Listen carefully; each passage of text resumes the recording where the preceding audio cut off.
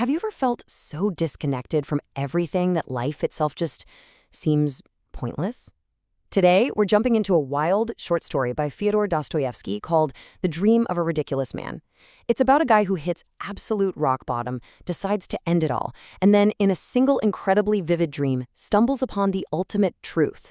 It's a journey from total despair to a life-changing revelation, and it all kicks off with his own startling confession.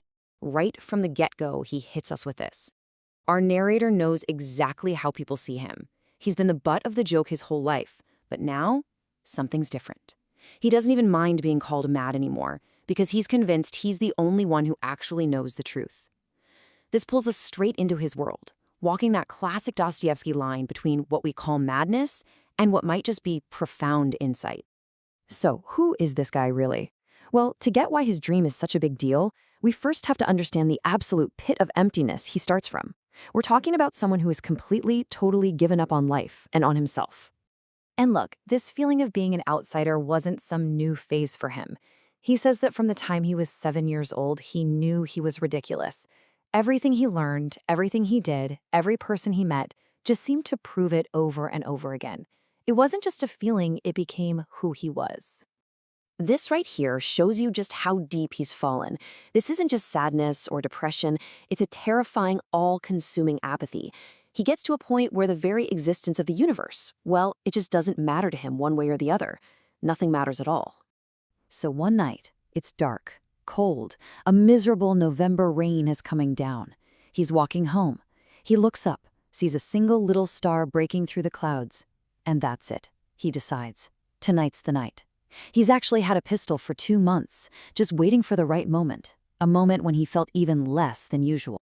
But on his way home, something happens. A little girl, maybe 8 years old, frantic and soaked from the rain, grabs his arm. She's crying, desperate, trying to get help for her mother, who she says is dying. But our narrator, he's already decided that nothing matters. So he just yells at her, shakes her off, and walks away, leaving her there alone. This is where it gets complicated inside his head. He tries to justify it, right? Logically, if he's going to be gone in 2 hours, why should he care about this little girl's pain? But he does. He feels this sharp, undeniable pang of pity for her, and it makes him furious because it completely goes against his belief that nothing, absolutely nothing, should matter to him anymore. And this is the real turning point of the whole story. He gets home, sits in his chair with the pistol on the table, but he just can't shake that feeling of pity for the girl. This one question he can't answer, this one little crack in his wall of indifference, is what stops him from pulling the trigger. And instead, he falls asleep. So he's asleep in his chair, and what happens next is a dream so powerful, so real, that he calls it a revelation of the truth. This is where his journey really kicks off. In the dream, he does it. He shoots himself right in the heart but feels no pain. He's totally aware of what's happening next. He's put in a coffin, buried deep in the ground. He can feel the cold and the dampness. A single drop of water leaks through the coffin lid and lands on his eye.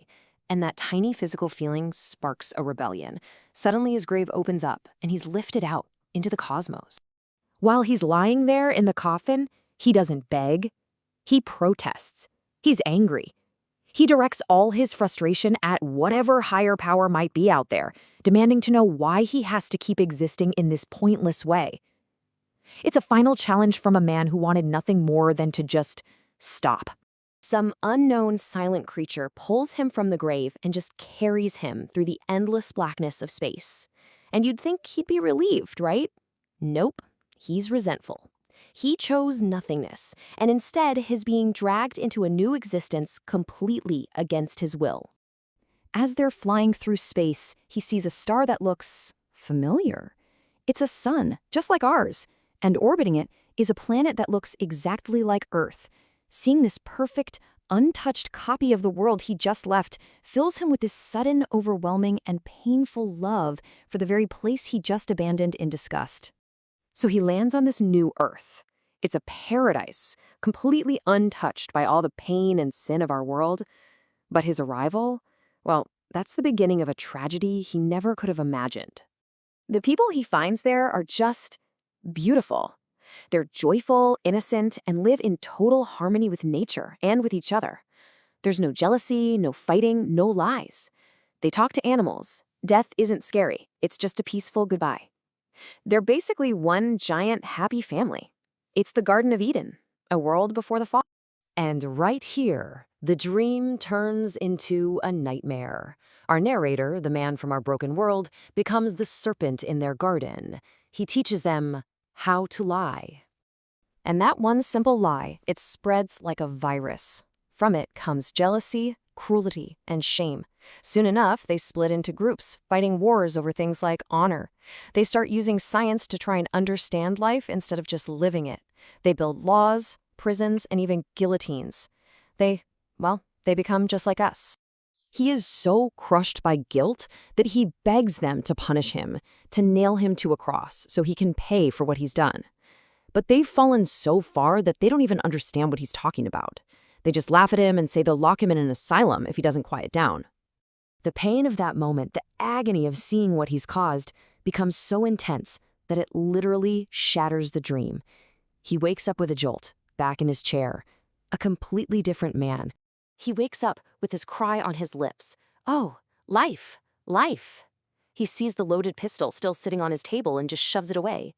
The apathy is gone, completely gone, replaced by this incredible, overwhelming love for life itself.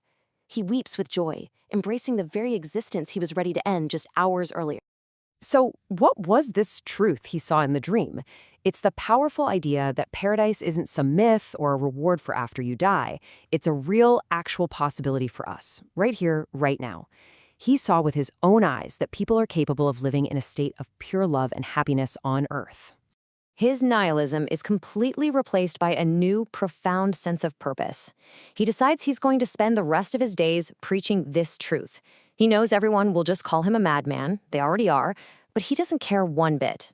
He's seen the truth, and now he has to share it. And what's the big secret to making this paradise on Earth happen?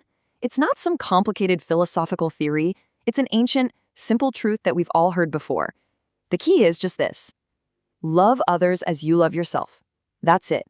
That one single act, if we could actually do it, is the foundation for everything.